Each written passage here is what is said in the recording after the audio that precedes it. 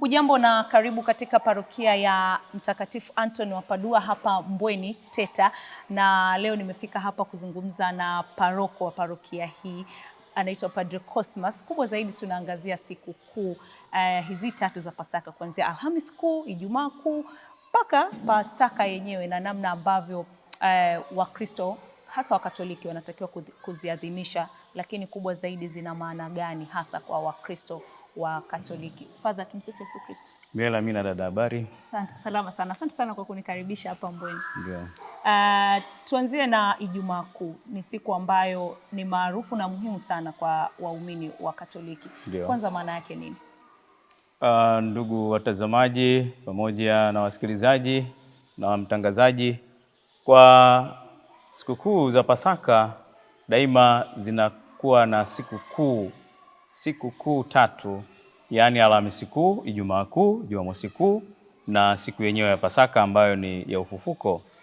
Tunapoanza siku ya Alhamisi Kuu, ni siku ambapo Kristo aliweka karamu, aliadhimisha karamu na wafuasi wake na akaweka sakramenti ya daraja ya upadre.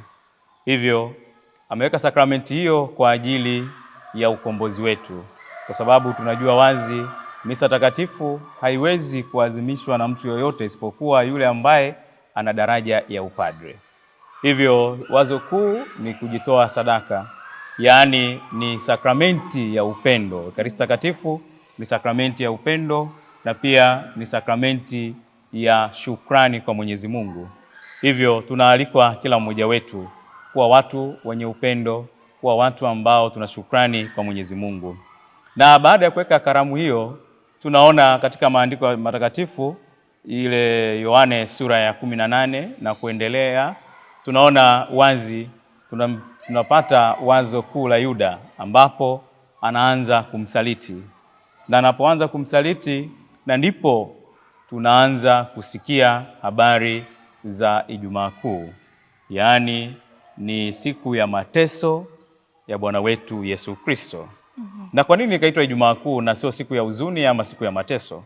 Ni kwa sababu siku hiyo ni kuu kwa sababu sisi kupitia njia ya msalaba na mateso tunapata wokovu kutokana na dhambi ya kwanza ambayo walitenda wazazi wetu Adam na Hawa, kama tunavyosoma katika kitabu cha Mwanzo ile sura ya 3 aya ya 10 na kuendelea.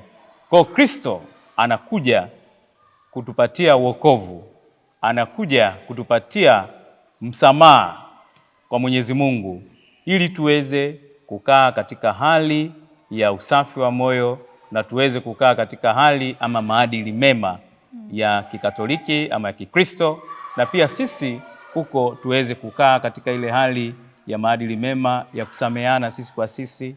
Na pia Ijumaa Kuu inatufundisha kushiriki mateso pamoja na Kristo. Kuna matendo mawili ambayo yanafanyika Ijumaa Kuu. Kwanza ni ibada ya kuabudu msalaba, lakini pia Wakatoliki wanafunga nyama siku hiyo. Kwanza, kwa nini tunafunga nyama? Nikianzia kwa kufunga nyama, ni kwa sababu ni amri ya kanisa. Tunaambiwa funga Jumatano na Majivu, usile nyama siku ya Ijumaa Kuu. Kwa sababu Kristo anajitoa sadaka, anatoa damu, anateswa kupitia mwili wake.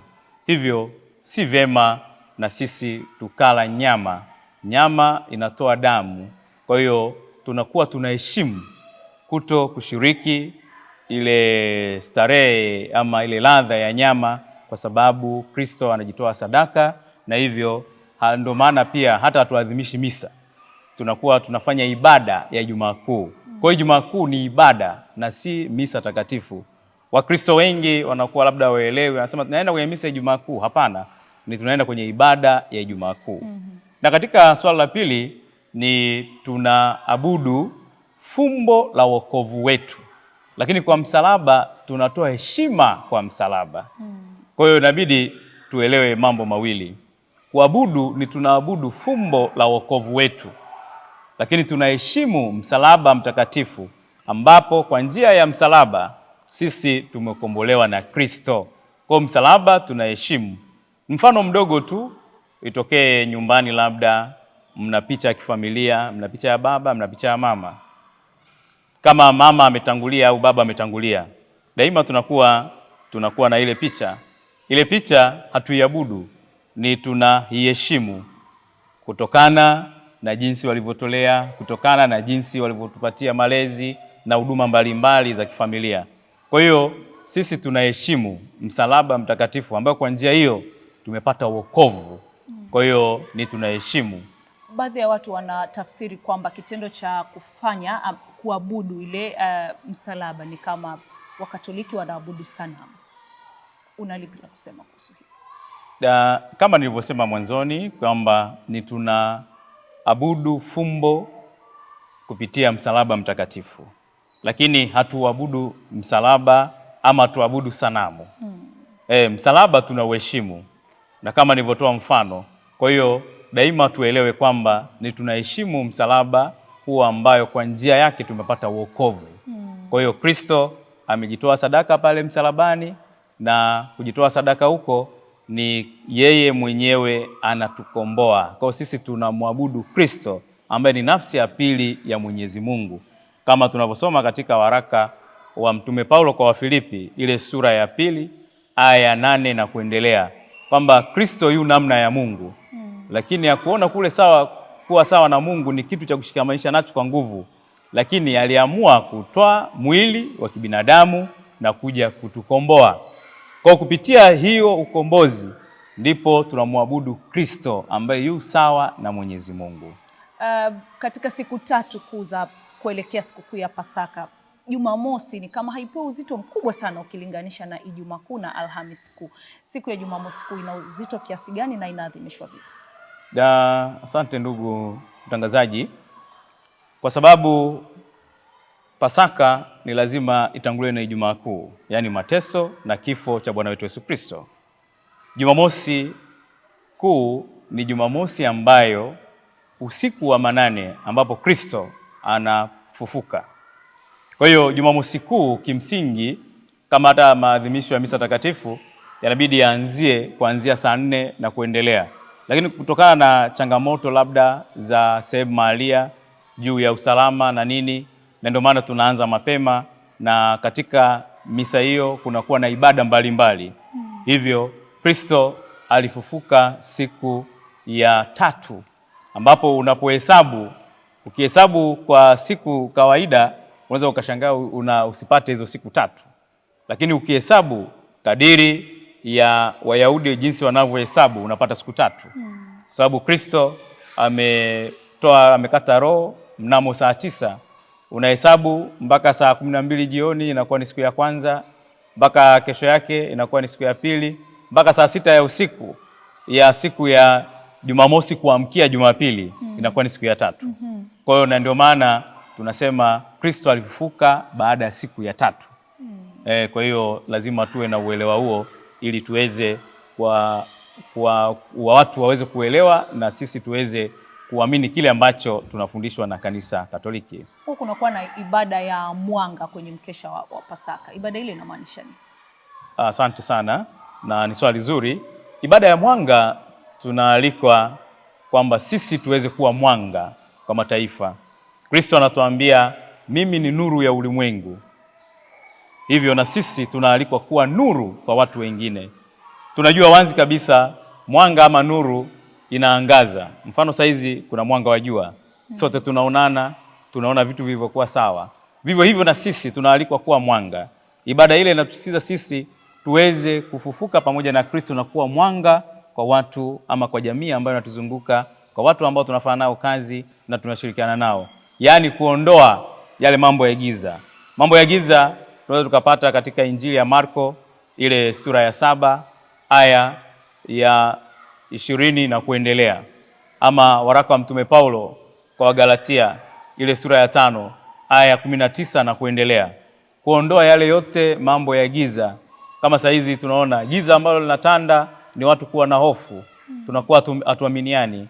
Giza ambalo linatanda ni watu kuuana bila sababu yoyote. Yaani mtu anaona kutoa uhai ama kutoa mimba ama kufanya chochote kikatili ni kitu cha kawaida. Hilo ni giza katika maisha yetu. Kwa Kristo anapofufuka anatupatia mwanga, na katika mwanga huo anatupatia tuweze kuwa na amani. Anapofufuka tu anawaambia wafuasi wake, amani iwe kwenu. Kwa tunaalikwa na sisi tulete amani kwenye mioyo yetu, tulete amani kwenye familia zetu, kwenye jamii zetu, sehemu zetu za kazi, kanisa na taifa kwa ujumla. Kila mmoja anapokaa katika amani anakuwa na uhuru wa kuabudu, uhuru wa kufanya majukumu yake mbalimbali, na anakuwa hata ile thinking capacity inakuwa, kwa sababu anakuwa na utulivu wa moyo na anakuwa na utulivu wa mazingira katika kufanya shughuli zake mbalimbali.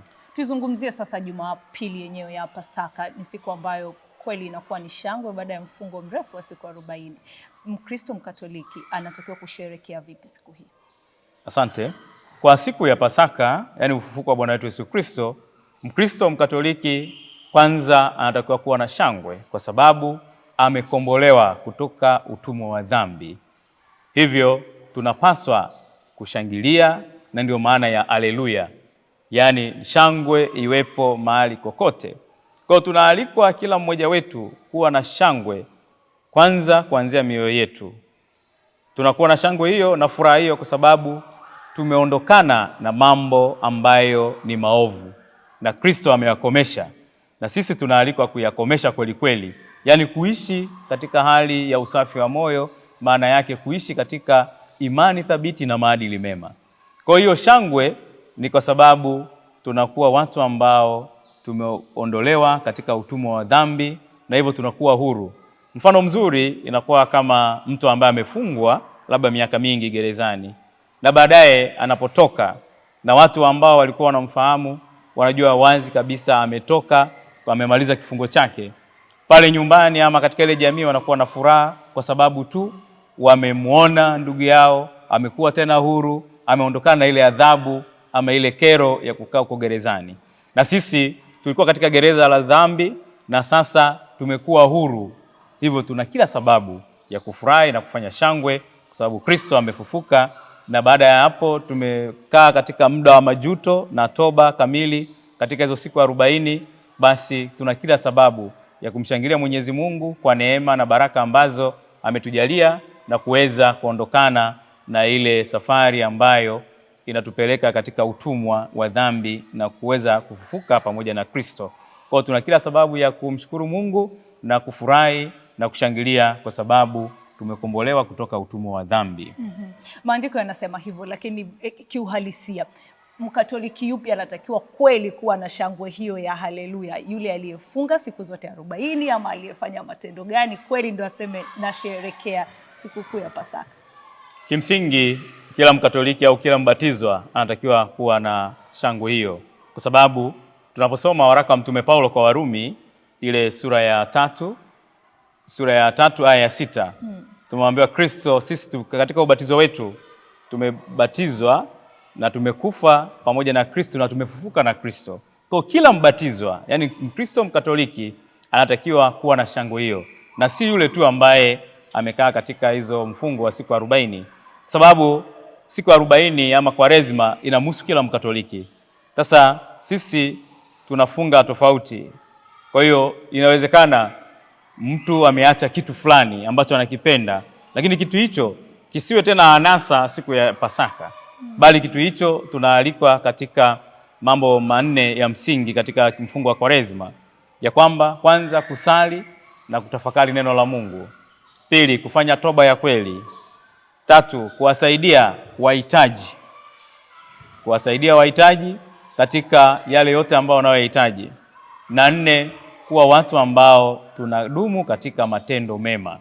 Kwa hiyo inawezekana yule mtu katika funga yake ameamua kutoa mlo mmoja ama miwili kuwasaidia watu ambao wana changamoto labda ya chakula ama watoto yatima na kadhalika.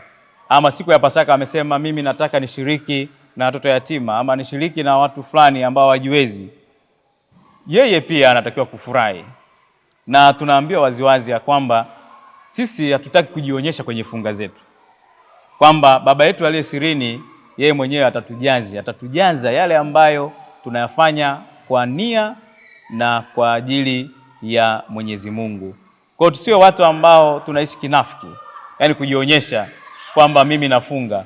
Unaweza kawa kaba kazini unaambiwa fanya kazi fulani, unamwambia rafiki yako ama bosi wako, nimefunga siwezi kufanya kazi hiyo. Sasa huo ni unafiki, haujaulizwa. Upo kazini, unatakiwa ufanye kazi na upate mshahara wako, lakini si kwa sababu umefunga eti hauruhusiwi ama usifanye kazi fulani. Unakuwa ni mtu ambaye unatafuta sababu ya kukaa katika uvivu ama uzembe wa kazi hiyo. Kwa hiyo tunaalikwa kusherekea kwa sababu sisi tumetoka katika mfungo huo na tunakaa katika hali ya neema katika maisha yetu, yaani ya Kristo mfufuka.